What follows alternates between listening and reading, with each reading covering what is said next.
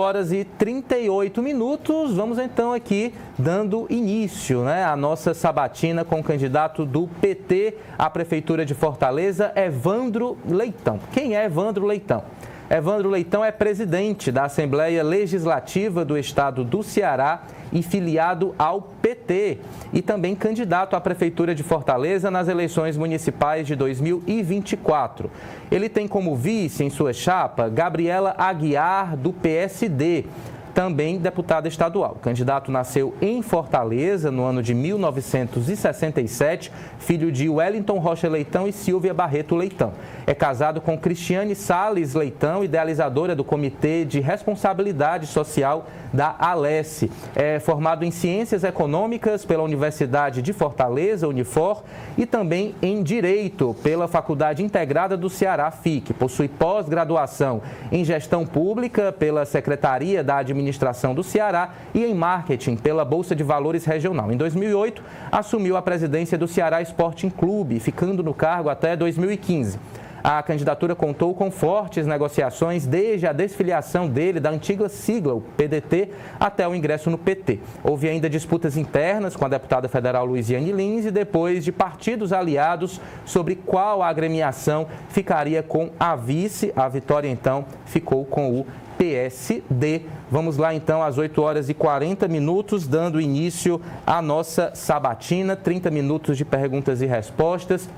Candidato, muito bom dia, seja bem-vindo aqui ao nosso Povo News primeira edição. A minha primeira pergunta vai em direção à estratégia que o PT vem adotando nessas eleições aqui na capital. E eu começo com uma frase do deputado federal José Guimarães, líder do PT na Câmara, frase dita ao povo em junho deste ano. Ele disse o seguinte, abre aspas, eu sou otimista, acho praticamente impossível nós não colocarmos a candidatura do PT, Evandro Leitão, no segundo turno, pela força que nós temos. Contra quem vai aí é outra história. Eu adoraria que fosse contra o bolsonarista André Fernandes, porque aí faz o confronto nacional político. E as últimas pesquisas, inclusive, mostram que esse desejo do líder do PT, José Guimarães, está se concretizando, candidato. Vocês, em muitas pesquisas, estão aí liderando. Ao mesmo tempo em que, durante os programas do horário eleitoral e também nas suas inserções, a gente vê críticas ao atual prefeito José Sarto, críticas ao candidato ex-deputado Capitão Wagner, mas André Fernandes, de alguma forma, aí, não vem sendo alvo dessas críticas, dessas ponderações. O senhor não acredita que essa é uma estratégia perigosa, digamos assim, porque de alguma forma ajuda um candidato bolsonarista raiz a ir para o segundo turno e a gente sabe que nessa segunda etapa tudo pode acontecer? Essa polarização realmente é um objetivo da sua candidatura aqui em Fortaleza? Muito bom dia. Bom dia, Ítalo. Bom dia, Walter. Bom dia a todos que nos acompanham aqui pelo seu programa. Primeiro, é importante a gente dizer que não existe uma estratégia para fazer agressões, acusações ou polarização com A ou com B. De forma nenhuma. O que existe é que nós temos o atual prefeito, que é um parâmetro para que se possa mensurar, para que se possa fazer uma comparação entre o que está posto atualmente pelo atual prefeito e o que nós queremos para os próximos 4 anos. Então, a nossa estratégia é irmos para o segundo turno, independente se é adversário A, B, ou C ou D. Não tem essa de escolher adversário. Agora, sem sombra de dúvida, o que a gente percebe muito claramente é que são adversários trocando acusações, trocando farpas toda hora, a todo momento. São acusações muitas vezes levianas, inclusive eu sou alvo de algumas delas. E eu sempre digo que a nossa estratégia maior, além de passar para o segundo turno, obviamente, é nós estarmos sempre apresentando propostas. Nós somos a candidatura que mais propostas, e aí eu digo sempre, propostas exequíveis. Não adianta apresentar propostas que vão acabar com multa, que vai acabar, inclusive, muitas dessas propostas indo de encontro à lei federal. Então, nossas propostas são todas propostas exequíveis, ou seja, propostas possíveis de se implantar, de se implementar, e nós temos, nos mais diversos eixos temáticos, nós temos propostas que efetivamente nós queremos para Fortaleza. Então, essa é a nossa maior estratégia, passar para o segundo turno, independente de escolher se vai ser com A, com B ou com C. Candidato, o senhor criticou agora uma das ideias do candidato André Fernandes, né, de anular, de acabar com multas. Queria dar então a oportunidade para o senhor falar para a gente por que André Fernandes não merece ser prefeito de Fortaleza. Olha, eu acredito que para ser prefeito de Fortaleza, você primeiro tem que fazer uma avaliação da história da pessoa, da história do candidato. A história, toda a sua trajetória, suas experiências. Ser prefeito de Fortaleza, a quarta maior capital do país em termos populacionais, mas uma cidade extremamente desigual, com desigualdades sociais cada vez maiores. Nós não podemos estar colocando qualquer pessoas sem experiência. A história da pessoa tem que ser avaliada. Eu tenho uma história com experiência tanto no Poder Executivo, quando fui 3 anos secretário de Estado de uma pasta importante, que é a pasta da Secretaria do Trabalho e Desenvolvimento Social. Eu estou presidente da Assembleia Legislativa já pelo meu 2º mandato, então tenho experiência também no Legislativo, e essa experiência acumulada, assim como também servidor público, que ingressei na Secretaria da Fazenda do Estado do Ceará em 1994, através de concurso público. Então, toda essa história. Fortaleza não pode estar à mercê de pessoas que não tenham equilíbrio, que não tenham o mínimo de experiência para governar uma cidade do tamanho da nossa e com tantas desigualdades, com tantos problemas que nós temos. Portanto, é essa a observação que eu faço. Não estou aqui querendo dizer agredir A, B ou C. Pelo contrário, a população é quem deve fazer sua avaliação para saber bem escolher o seu representante, aquele que irá representar legitimamente a partir do dia 1º de janeiro de 2025. Muito bem, 8h45, candidato Evandro Leitão, então pontuando que faltaria aí a André Fernandes equilíbrio para ser prefeito de Fortaleza. Quem participa também, experiência. E quem participa também dessa nossa entrevista aqui nos estúdios do Povo News é o diretor de opinião do Grupo Povo, Walter George. Walter, sua pergunta. Bom dia, Jadeu, bom dia, Ítalo, bom dia ao candidato Evandro Leitão. Eu queria pegar essa questão das propostas exequíveis. O senhor fez uma crítica rápida a algumas das propostas do André Fernandes, de acabar com multas para isso e para aquilo. O senhor tem uma proposta, tem um compromisso de, como uma das primeiras medidas que vai adotar, acabar com a taxa do lixo. Bom, mas isso, a taxa do lixo, compõe uma ideia que está estabelecida dentro do marco legal de saneamento, que existem metas a serem cumpridas pelas gestões municipais, até 2030 e alguma coisa, que é de universalizar o serviço, né, de esgoto, água, essas coisas todas, resíduos sólidos. E a taxa do lixo veio nesse contexto. Inclusive, ela é quase que as gestões são obrigadas ou a implantar a taxa do lixo ou então a justificar porque é que não precisa implantar. O senhor tem esse cálculo de quanto impactaria na receita do município extinguir a taxa do lixo, como está prometido como uma das primeiras medidas do senhor caso eleito? O senhor sabe qual seria o impacto disso? E como é que seria possível contemplar a necessidade de universalizar sem comprometer as metas, abrindo mão dessa receita? Bem, primeiro a gente tem que restabelecer a verdade. O marco legal não obriga o prefeito, ou não obrigava na época, o prefeito a criar uma taxa. Isso não existe. O que o marco legal diz, o que a lei diz é de que o município tem que ter sustentabilidade econômica. Isso, tem que justificar porque é que abre mão da receita, da taxa. Abrir mão não é abrir mão da receita, você só abre mão de algo, taxa. Você só abre mão de algo que já existe, você não está abrindo mão de algo que não existe. Fortaleza tem 298 anos. Durante 297 anos, Fortaleza não teve taxa de lixo. Está tendo taxa de lixo de um ano para cá. Então, eu pergunto, a minha resposta é fazendo uma pergunta. Fortaleza melhorou a limpeza urbana? Mas não existiam essas metas, né? Como é que estão estabelecidas no marco, né? De universalizar. Walter, a cidade piorou, continua mais suja.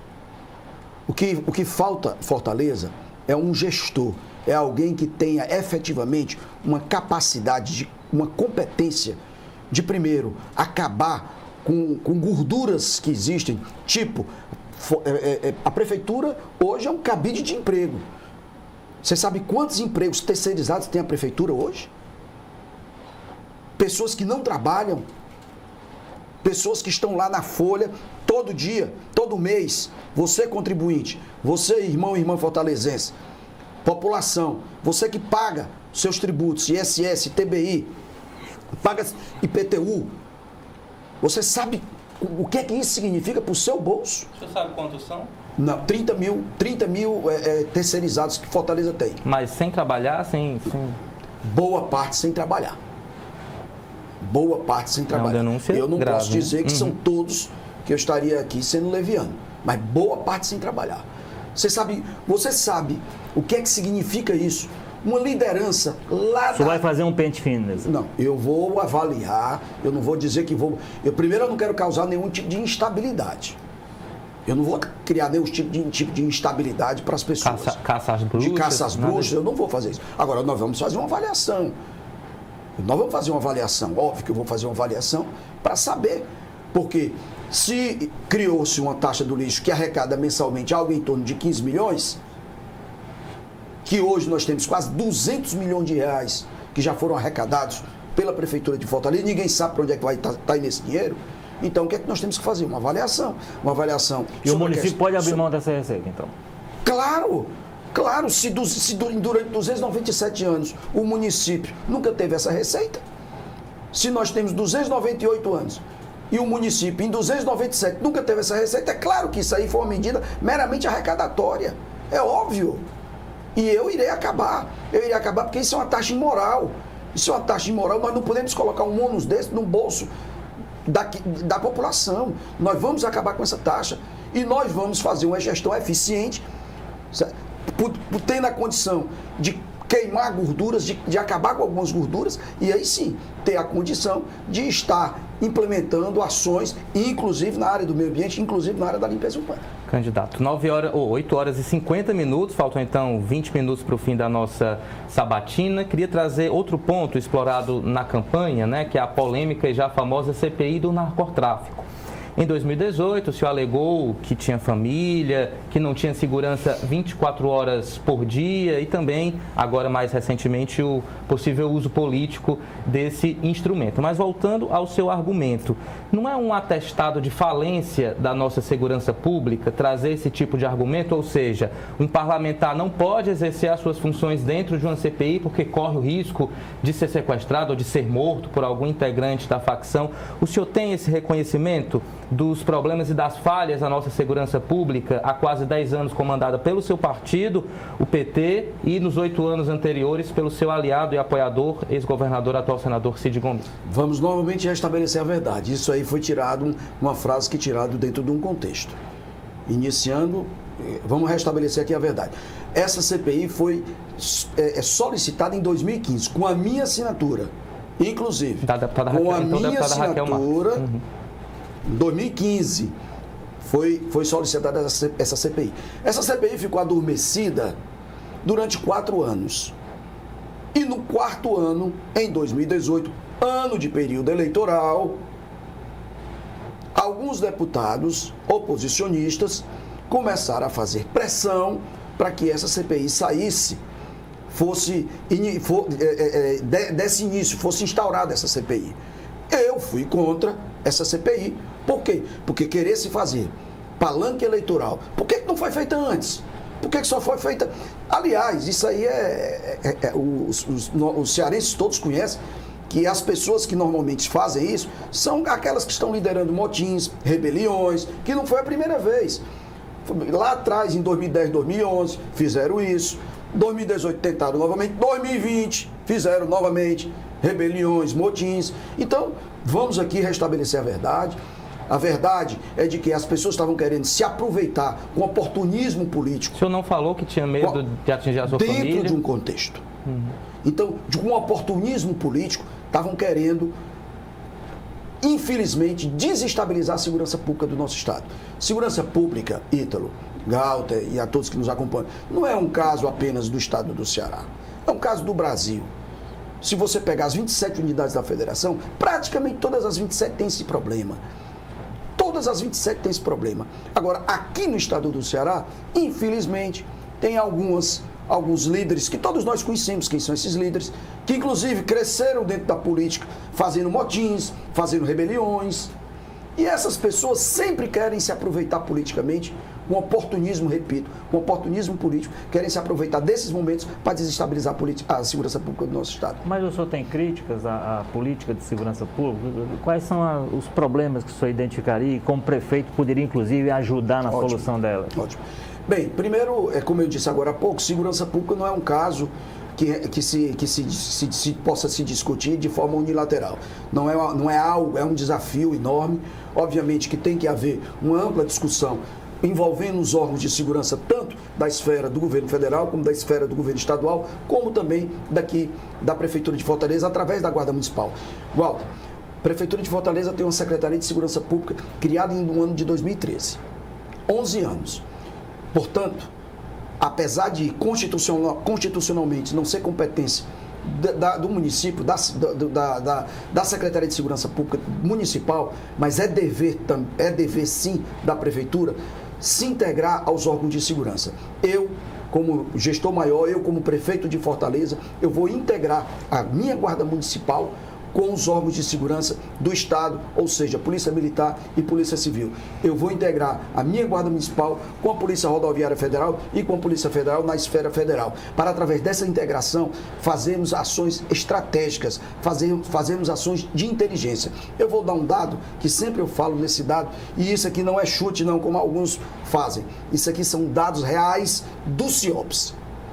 53% das ocorrências registradas no CIOPS, nos finais de semana, ou seja, de 20 horas de sexta-feira às 20 horas dos domingos, são relativas à perturbação do sossego alheio. São brigas de vizinho, são briga por perturbação por um som, e isso significa 53%, meu caro irmão e irmã fortalezense, 700 policiais sendo deslocados dos seus batalhões, dos seus comandos, para ir resolver problemas de menor potencial ofensivo.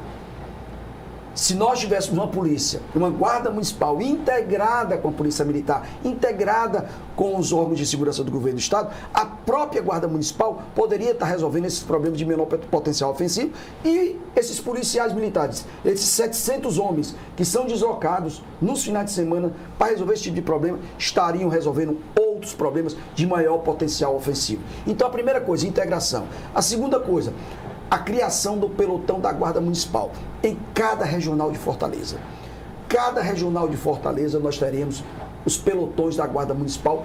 Para quê? Armados? Aqueles que estão armados, o armamento. É bom que se diga que isso é uma lei federal. Isso é uma lei federal, então parte da Guarda Municipal já está armada. Tá? Então, o que é que a Guarda Municipal irá fazer?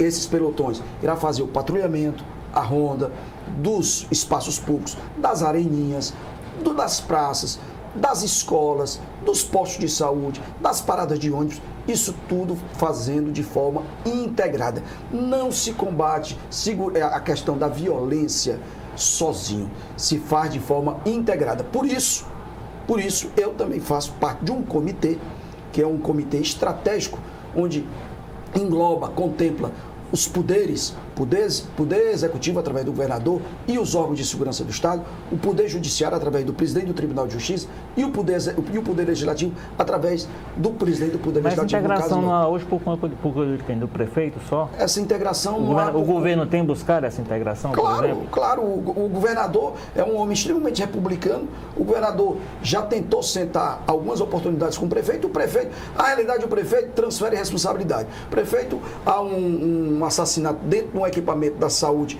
como o IJF do município de Fortaleza, poucos minutos depois ele vai para uma rede social dizer que a culpa é do governador, sem nem saber o que tinha acontecido. Poucos minutos depois dessa primeira declaração, ele vai para a mesma rede social e desfaz. Diz que não, que foi uma falha de controle de acesso que aconteceu ali de um ex-servidor que já estava há mais de um ano que não estava mais como servidor do IJF terceirizado, mas que entrou ali e assassinou uma pessoa. Então é claro que existe uma falta de integração, uma falta de diálogo. Isso é fato. E aí eu vou ter um forte diálogo com o governador Elmano, com o governo federal, para que a gente possa fazer essa integração. Além de outras ações também que são importantes, Ítalo. Por exemplo, eu tenho andado muito por Fortaleza, muito mesmo. E é incrível, é impressionante como a periferia de Fortaleza está escura. Nós vamos fazer um programa chamado... Não é só a periferia não, tem vias inclusive bem movimentadas. É verdade. Mas eu digo assim, mais a periferia, que a periferia muitas vezes ela é mais esquecida e sofre bem mais.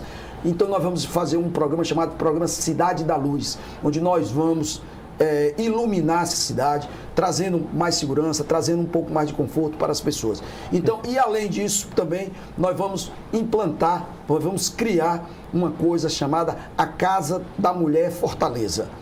Essa Casa da Mulher de Fortaleza, nós vamos acolher mulheres vítimas de violência, mulheres que sofreram algum tipo de violência, e nós vamos acolher com psicólogos, com advogados e dar os devidos encaminhamentos legais, se por acaso necessário for, para representar junto ao Ministério Público ou para fazer até mesmo uma ação junto ao Poder Judiciário. Perfeito. 8h59, faltam agora 10 minutos para o encerramento da nossa sabatina. Para quem está chegando agora, já peço aí para você deixar o seu like. Candidato, queria tratar sobre outro assunto também, relativo à sua administração frente à Assembleia Legislativa. No último mês de junho, infelizmente, tivemos um incêndio no plenário da Assembleia e o senhor prometeu que em 30 dias iria divulgar, né, o laudo, o resultado aí da perícia. Já se passaram 90 dias, esse laudo não foi apresentado, mas ontem o senhor disse que tratou-se ali de um curto-circuito. Eu queria que o senhor trouxesse, então, mais informações detalhadas sobre esse laudo, se o senhor se compromete em nome da transparência a divulgar o laudo desse incêndio. Não tem problema. Eu, antes de mais nada, eu quero dizer que a Assembleia Legislativa do Estado do Ceará, em 2021, quando eu assumi, 1º de fevereiro, ela não estava nem entre as 15 assembleias mais transparentes do Brasil. Hoje a Assembleia Legislativa do Estado do Ceará está entre as 4 assembleias mais transparentes do Brasil. E isso não dito por mim, mas pela Associação dos Tribunais de Contas do Brasil, órgão que nos fiscaliza. Eu vou repetir, a Tricom, Associação dos Tribunais de Contas do Brasil, classificou a Assembleia Legislativa do Estado do Ceará entre as 4 mais transparentes do Brasil.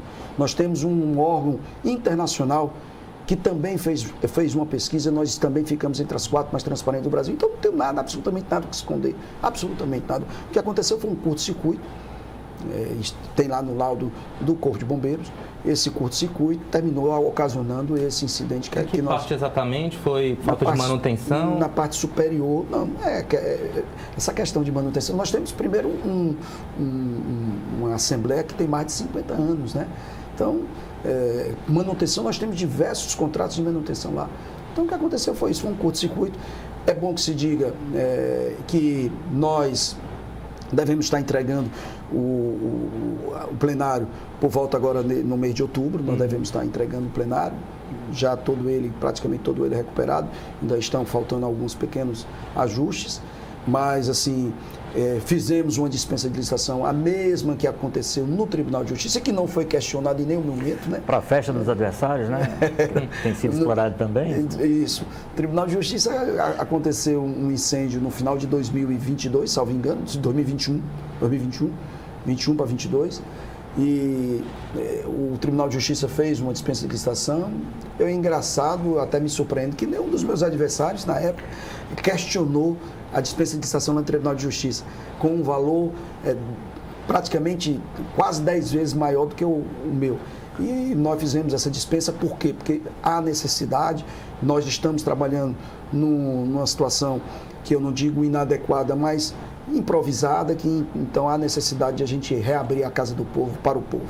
Candidato, outra área muito demandada pela população é a área da saúde. Pois não. E um dos problemas, apontaria 2 problemas com relação à Prefeitura de Fortaleza e pediria uma análise do senhor. Uma é a questão das filas, né? As filas existentes. O senhor tem prometido zerar essas filas. Eu perguntaria se essa é uma ideia que o senhor entende execuível, dentro da linha que o senhor disse inicialmente, que o seu conjunto de propostas ela é marcada por isso. Então, é execuível a gente imaginar zerar essas filas, acabar com as filas, quer dizer que elas são grandes, elas são extensas, elas têm uma justificativa de alguma forma, porque senão já teriam resolvido, eu imagino. E outro ponto é o IJF, que continua, é um hospital ligado a um município. Gestão após gestão nenhuma consegue resolver esse problema e sempre há atritos com os governos estaduais e federais, porque acaba sendo um hospital de Fortaleza, que metade do atendimento vem do interior. 40%. 40%. Então, essas duas questões. O senhor acha exequível projetar, no curto prazo, zerar, acabar com as filas da saúde em Fortaleza? E a questão do IJF, como é que o senhor pretende dar uma solução definitiva para esse problema? Isso parte, evidentemente, de um bom nível de conversa com o governo estadual e federal, porque tem uma transferência de recursos que nunca acontece no nível que o hospital exige. Bem, eu nunca prometi zerar a fila na área da saúde. Eu prometi zerar a fila na questão da creche, do ensino infantil, que nós temos aí 10 mil. Então, qual é o seu compromisso com relação às filas da saúde? 10 mil crianças em fila de creche. Aí realmente eu me comprometi até o final do meu governo a acabar com fila nas creches. Na saúde, que a saúde em Fortaleza, para que a gente possa efetivamente fazer algo, nós temos que dar uma atenção muito especial para a questão da atenção básica. Falar da atenção básica na saúde de Fortaleza é falar, primeiro, nos postos de saúde. Não adianta nós termos postos de saúde onde o atual gestor, o atual prefeito está aí passando mão de tinta, reformando esses postos de saúde onde falta médico, falta remédio, onde falta profissionais de saúde. Aliás, até mesmo os próprios que ele está aí reformando estão caindo, né? Porque final de semana retrasado, caiu um teto de um hospital, o hospital lá do Gonzaguinha, da Messejana, inclusive ferindo aí duas pessoas, duas profissionais.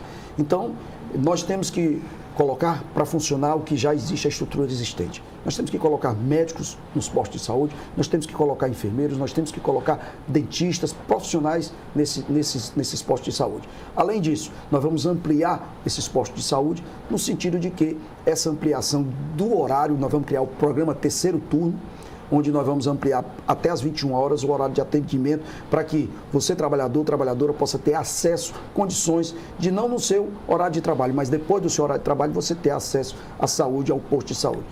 Segunda coisa importante que nós iremos fazer, nós vamos dar uma atenção toda especial aos CAPs, onde faltam profissionais, ou seja, psiquiatras, psicólogos, para fazer o atendimento. Nós temos 16 CAPs em Fortaleza. Nós não só iremos ampliar, mas como também iremos fazer uma contratação de psiquiatras e psicólogos.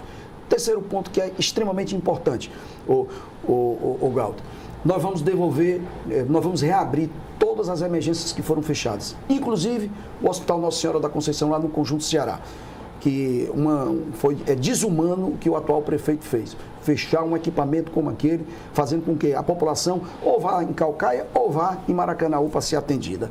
Então nós vamos reabrir. Quarta situação, que aí envolvendo diretamente o que você falou. Nós vamos criar um programa chamado Cartão Saúde, Mais Saúde, onde nós vamos fazer parcerias com clínicas populares para que essas pessoas também possam, a população também possa, todos os bairros praticamente hoje tem clínica popular e essas pessoas possam fazer esses exames e consultas nessas clínicas populares também, se for o caso, ou nos postos de saúde ou nas clínicas populares, que serão conveniadas, fortalecendo inclusive o Sistema Único de Saúde. Quinta situação que é importante também, nós vamos fazer uma regulação eficiente no Estado. E aí vem diretamente a questão do IJF. O IJF hoje, que é um hospital de alta complexidade, todo e qualquer caso se dirige ao IJF. Por quê? Hoje todo mundo vai para o IJF. Todo mundo vai para o IJF. Aliás, por quê? Tempo. Porque essa regulação não existe. Não há um diálogo entre os sistemas. Então, nós temos que ter uma regulação eficiente. Regulação do IJF, com a regulação dos frotinhas, dos Gonzaguinhas, das policlínicas, para que somente os casos de alta complexidade, efetivamente, possam se dirigir ao IJF. Sexto ponto que é importante. Para finalizar. A criação de policlínicas, novas policlínicas. Por quê?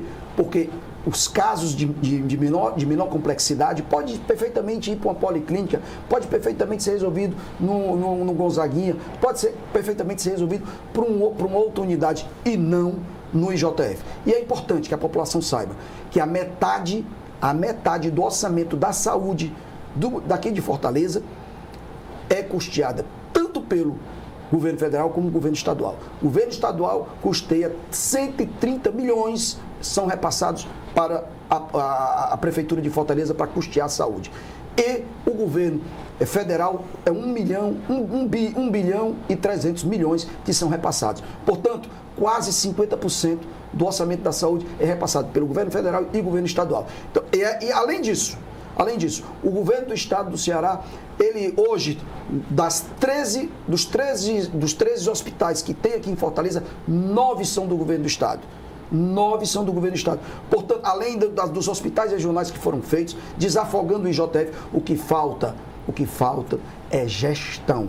É gestão para a gente melhorar a saúde de Fortaleza, e não só a saúde, nós melhorarmos a gestão da cidade de Fortaleza.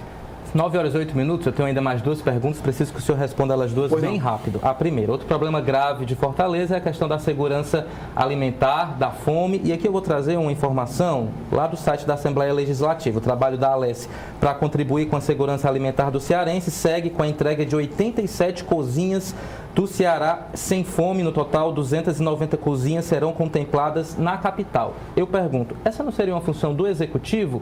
Segundo, por que cozinhas só em Fortaleza, cidade que hoje o senhor é candidato a prefeito? O senhor não enxerga um certo tipo de uso político da Assembleia para suas pretensões eleitorais? Bem, isso não é uma competência só do Executivo, não. Isso é uma competência de todos nós, da sociedade de uma maneira geral. E eu me juntei, eu me integrei a uma coisa chamada Pacto Ceará contra a Fome. Eu aderi, a Assembleia Legislativa aderiu, e nós demos a nossa participação. Por que só Fortaleza? Não foi só Fortaleza, não. Não foi só Fortaleza, foi todo o estado do Ceará. Que a Assembleia enviou equipamentos. Nós enviamos tanto para Fortaleza, mas também para outros municípios do estado do Ceará.